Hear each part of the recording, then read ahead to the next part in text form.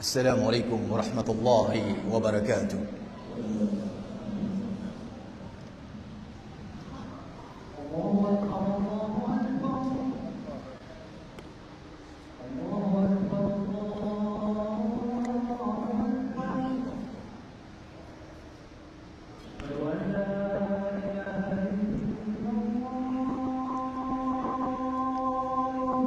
أشهد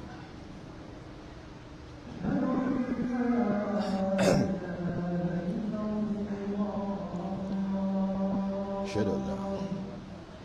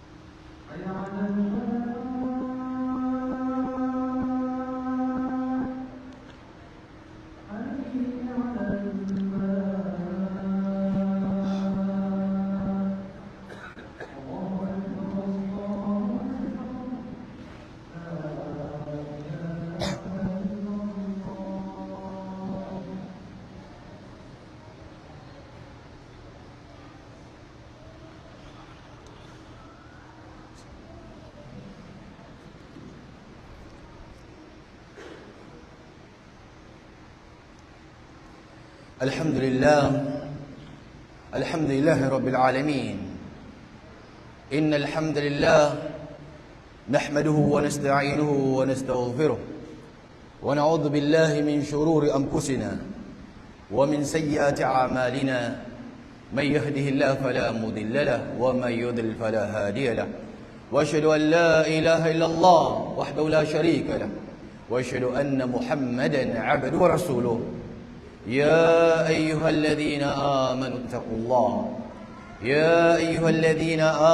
اتقوا الله حق تقاته ولا تموتن إلا وأنتم مسلمون.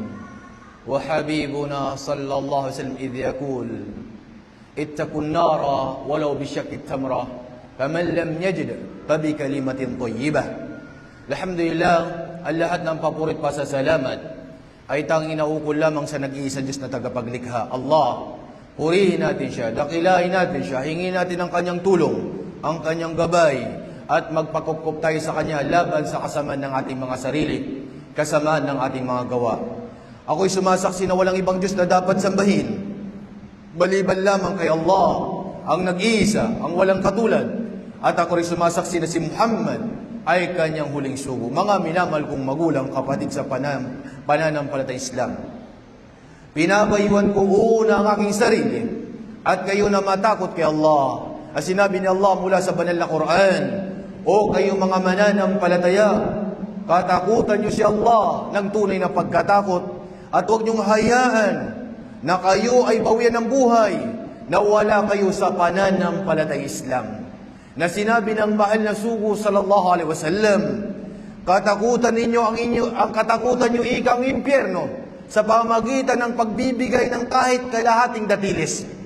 Na kung kayo'y wala kayong makita, na kung saan kahit sa pananalita lamang na maganda. Mga minamahal kong magkulang kapatid sa pananampalatayang Islam, may isang napakahalagang katanungan na dapat tanungin natin ang ating mga sarili ng tapat at totoo. Mada qaddamna li dinina? Ano na nga ba ang naiambag natin sa ating pananampalataya? Ngindin inakatabang tanong sa religion tanong agama Islam. Ano nga ba ang mga nagawa natin sa ating pananampalataya? Ano na nga ba ang naitulong natin sa ating pananampalataya? Mga kapatid, mga magulang sa pananampalatayang Islam, katanungan na nangangailangan ng kasagutan, ikaw mismo ang sasagot sa bagay na ito. Ilang taon ka na nabubuhay sa mundo? Ilang taon ka na nabubuhay sa mundong ito? At ano na nga ba ang naiambag natin sa ating pananampalataya? Ano na nga ba ang naitulong natin sa ating pananampalataya? Kasama ba tayo sa mga taong nagpapalaganap ng katotohanan? Nagpapalaganap ng Islam? Kasama ba tayo sa mga taong nagtuturo ng kabutihan ng ating pananampalataya? Kasama ba tayo sa mga taong nagpapayo sa mga taong mangmang sa ating pananampalataya? Kasama ba tayo sa mga taong nagpapayo sa mga taong makasalanan? Kasama ba tayo sa mga taong naging tapat sa kanilang pananampalataya? Kasama ba tayo sa mga taong naging ikang ay matatag sa kanilang pananampalataya sa kabila ng mga fitna na kung saan sa paligid nila? Kasama ba tayo sa mga taong nagpapakain ng mga mahirap, tumutulong sa mga tao? Kasama ba tayo sa mga taong gumagawa ng kabutihan? Tanungin natin ang ating mga sarili, mga kapatid, mga magulang sa pananampalataya Islam. Ano na ba ang niambag ko sa aking pananampalataya? Ano na ba ang naitulong ko sa aking pananampalataya?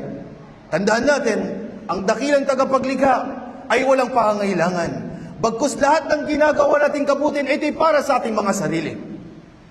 At ang mga propeta at mga sugo, ang mga sahaba, tignan natin anong sakripisyo na ginawa nila sa ating pananampalataya. Wallah, pag nilay-nilayan natin ang kanilang mga ginawa sa ating din, sa ating relihiyon, na umabot sa atin ito, subhanallah.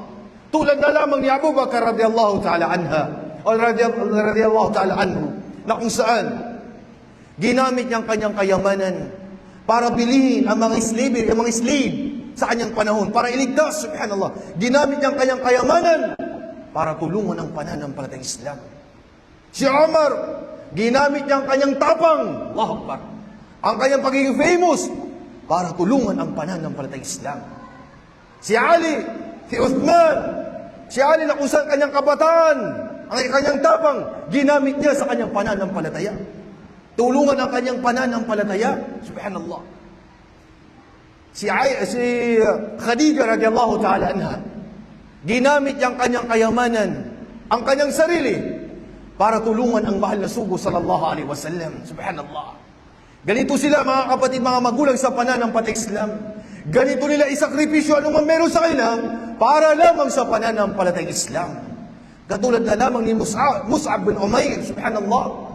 Binata at tatan si Mus'ab, isang sahabi, na kung saan etong binata na ito sa kanyang panahon, imagine siya ay nagmula sa napakalaking pamilya, mayaman, may kakayahan, nagsusuot ng mga magagarang damit, nagpapabango, subhanallah, pabango na napakabango, subhanallah. Pag once na may pabango, may dumaan, pag alam nila kung si Mus'ab bin Umair dumaan sa daan na yan, sapagkat naaamoy nila yung pabango na gamit ni Mus'ab bin Umair, subhanallah. Kilala, nasa kanya lahat ang karangyaan. Pero nung marinig niya ang dawa ng mahal na sugo sallallahu alaihi wasallam, narinig niya ang dawa ng mahal na propeta, ito ay kanyang tinanggap, subhanallah. Itong binata na ito ay nag-Muslim. Tinanggap niya ang Islam, subhanallah. At di kalaunan nung malaman ng kanyang ina, malaman ng kanyang pamilya, siya'y pinahirapan, subhanallah. Pinahirapan, tinulong, subhanallah, at pinutol lahat ng sustento sa kanya. Allah. Ganun pa man, ang binata na ito ay matatag sa kanyang din, matatag sa kanyang reliyon, subhanallah, sapagkat natagpuan niyang katotohanan sa Islam. At anuman ang mangyari, hindi niya ipinagpalit ang pananampalataya na meron siya. Hanggang sa, subhanallah, ang sahabi na itong binata ni Mus'ab bin Umair, na kung saan siya ang binansagan, ang unang ambasador ng Islam. Allahu Akbar. Awwalu safirin fil Islam. Sino? Si Mus'ab. Na kung saan itong binata na ito ni pinadala ng mahal na propeta Muhammad sallallahu alaihi wasallam. Saan? Sa Madina. Para turuan ng mga tao sa Madina, turuan ng Quran, turuan ng Islam, ng mga mabubuting asal. Allahu Akbar. Ang mga taga-Madina at karamihan sa mga tao sa Madina ay nag-embrace ng Islam, yumakap ng Islam. Subhanallah. Tinuro ni Mus'ab bin Umair. At na kung saan, nung handa na mga tao sa Madina, andun ang pag-uugali, andun ang mga kabutihan sa kanila, handa na nilang tanggapin ang mahal na sugo sallallahu alaihi wasallam. Nung panahon, nagkaroon ng battle Uhud, na kung saan, si Mus'ab bin Umair, dala-dala niya ang bandila ng Islam. Allahu Akbar. Dala-dala niya. Allahu Akbar. Na kung saan nakipaglaban, dinidepensahan ng mahal na sugo sallallahu alaihi wasallam, hanggang siya'y tinamaan, napakaraming tama, subhanallah, hanggang siya ay nalagutan ng hinang, hanggang siya ay namatay sa pakikibaka sa landas ni Allah subhanahu wa ta'ala. At alam niyo ba, subhanallah, ang mga sahaba, Nakita niyo mga sahaba na kung saan, nung makita nila nung si Mus'ab ibn Umair ay namatay, tinatakpan, etong namatay sahaba kasama nila, namatay, na kung saan pagwas na tinakpan ng ulo, nakikita ang paa. Pagwas na takpan naman ang paa, ay nakikita ang ulo. Allahu Akbar. Namatay na kung saan ay walang dala-dala sa mundong ibabaw. Allahu Akbar. At dito napaluha ang mahal na propeta Muhammad sallallahu alaihi wasallam. Lumuha, imagine, nasa kanya lahat ang karangyaan. Pero iniwan niya mga bagay na yung sakripisyo niyan para lamang sa Islam. Umiyak ang mahal na sugo sallallahu alaihi wasallam at sinabi mula sa banal na Quran na kung saan, minal mu'minina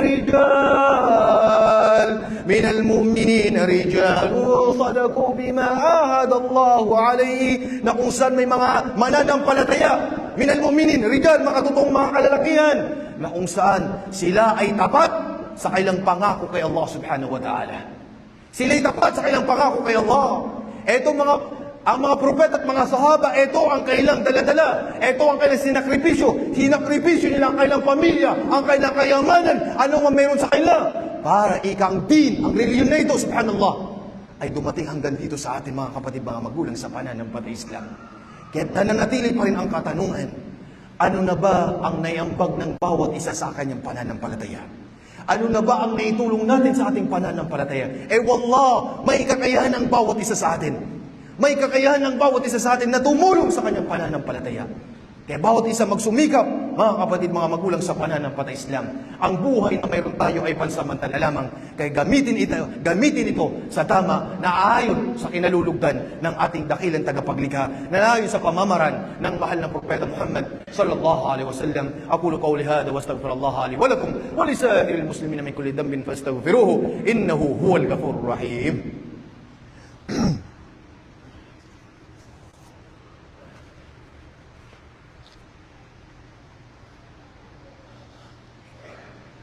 الحمد لله على إحسانه وشكر له على توفيقه وامتنانه وأشهد أن لا إله إلا الله تعظيما لشانه وأشهد أن محمدا عبده ورسوله أدى إلى رضوانه اللهم صل وسلم وبارك على سيدنا محمد وعلى آله وصحبه أجمعين أما بعد. Mga minamahal kong magulang kapatid sa pananampalataya Islam, ano-ano nga ba ang mga larawan na pagtulong sa ating pananampalataya? Tulad na lamang kung ikay nagtataglay ng kaalaman, knowledge, isa ito sa kung saan ang pagbabahagi nito ay ang pagtulong mo sa iyong relihiyon. Ang pagtuturo mo sa mga tao ng kaalaman sa iyong din, sa Quran, sa sunnah ng mahal na propeta Muhammad sallallahu alaihi wasallam, nakakatulong ka na sa iyong din. Allahu Akbar. Tulad ng ginagawa ng ating mga ulama, ng ating mga asatid, ng ating mga aimma, subhanallah. And that's why sinabi ng mahal na sugo sallallahu alaihi wasallam, khairukum man ta'allama al-Quran wa 'allamah. Ang pinaka-the best sa inyo ay siyang natuto ng Quran at pagkatapos nito binahagi niya. Knowledge. Kung ikay may kaalaman, ibahagi mo ito sa mga tao. Allahu Akbar. Ibahagi mo, i-share mo. Huwag mong ipagdamot, kapatid, magulang sa pananampalataya Islam. Pangalawa, tulad na lamang ng pagdadawa, pagbabahagi ng kagandahan ng Islam sa mga tao sa paligid natin. Subhanallah, ang da'wa, ito isang napakalagang sandata ng mga kamusliman para ibahagi natin ang kagandahan ng Islam sa mga tao. May mga kaibigan, kakilala tayong mga hindi Muslim, ibahagi natin ang ating pananampalataya sa kanila. I-educate natin sila sa ating pananampalataya. Ipahilam natin sa ating pananampalataya na andito ang tinatawag na kapayapaan, andito ang kabutihan sa Islam. Subhanallah. Ang pagdadawa, isa yan sa pagtulong mo sa iyong relihiyon. Subhanallah. Ganun din na kung saan ang tinatawag na kabutihang asal. Allahu Akbar. Na kung saan kung ikay maging mabuting ehemplo. Subhanallah. Sa iyong pananalita, sa iyong mga gawain, andun sa iyo ang pagiging ikangay kabutihan, ay nakakatulong ka na sa iyong din. Nakakatulong ka na sa iyong relihiyon, kapatid, magulang sa pananampalataya Islam. Ang mabuting asal na mayroon ka, ay pagtulong mo na yun sa iyong relihiyon. Subhanallah. Pagtulong mo na yun sa iyong pananampalataya. At ang mahal na sugo sallallahu alaihi wasallam ay nagwika, inna min ahabbikum wa aqrabukum minni majlisan yawm al-qiyamah ahasinukum akhlaqa. Na kung saan ang pinakaibig-ibig sa inyo at ang pinakamalapit sa inyo sa kay Allah subhanahu wa ta'ala o sa mahal na propeta Muhammad sallallahu alaihi wasallam sa kabilang buhay, sila itong mga taong nagtataglay ng mabuting pag-uugali. Kaya ang pabutihang asal na mayroon ka, ay nakakatulong ka na sa iyong din, sa iyong relihiyon. sa pagsasabuhay mo ng Islam, ay nakakatulong ka na sa iyong pananampalataya. Ganon din mga kapatid, mga magulang, kung ikaw naman may kakayahan, may kayamanan, yes, gamitin mo ito sa tama, na kung saan ay makakabuti para sa iyo, subhanallah. Tulad na lamang ng pagpapatay ng mga masjid, pagtulong halimbawa sa mga taong may yatim, yung mga taong mahihirap, mga pagtulong sa mga taong nagdadawa sa landas ni Allah, gamitin mo yung kayamanan na yan sa landas ni Allah subhanahu wa ta'ala. Wa ma tuqaddimu min khairin tajiduhu indallah. Ano mang ibinahagi niyo ng kabutihan, makikita niyo yan. Ano mang ikang inambag niyo sa pananampalatay ito, ay makikita niyo yan, kapatid magulang, sa pananampalatay Islam. Wallah, walang masisiro sa iyo. Anong ibinahagi mo sa iyong pananampalataya, yan ay dodoblin pa sa iyo ng dakilang tagapaglikha. Wallahi kapatid magulang, sa pananampalatay Islam, tajiduhu indallah, makikita niyong gantimpala kay Allah subhanahu wa ta'ala. Ganon din na kung saan makakatulong kayo sa din, sa pagdudua, panalangin mo sa mga kapatid, mga nahihirapan natin, subhanallah, sa Middle East, mga kapatid natin, idua mo sila, mga kapatid natin, mga nahihirapan, ipanalangin mo sila, nakakatulong ka sa din, sa relihiyon, subhanallah. At napakarami pang mga larawan ng pagtulong sa ating din, mga kapatid, mga magulang. Kung ikaw naman magulang, kung ikaw magulang, nanay, tatay, ibahagi mo ang iyong pananampalataya, ituro mo ang iyong pananampalataya sa iyong pamilya, sa iyong mga anak. Turuan mo sila sa pamamaraan ng sala. Turuan mo sila pagbabasa ng Quran. Isabuhay niyong Islam. At nakakatulong na kayo sa inyong din, sa inyong reliyon. Subhanallah. Kaya mga kapatid, mga magulang, sa pananampalataya Islam, magsumikap ang bawat isa sa atin.